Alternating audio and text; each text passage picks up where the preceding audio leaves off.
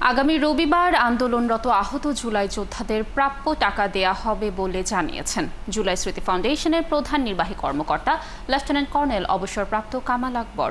বিকেলে প্রাপ্য টাকার দাবিতে জুলাই ফাউন্ডেশন গেটে তালা দেন আহত জুলাই যোদ্ধারা। পরে জুলাই স্মৃতি ফাউন্ডেশনের কর্মকর্তাদের সাথে তর্ক হলে কিছুটা উত্তপ্ত হয়ে ওঠে পরিস্থিতি। তাদের অভিযোগ, বারবার ঘুরানোর পর গেল ৪ জুলাই টাকা দেওয়ার কথা থাকলেও আজ পর্যন্ত তাদের টাকা দেয়া হয়নি। এ কারণে আহত অনেকের জীবন ঝুঁকিতে রয়েছে।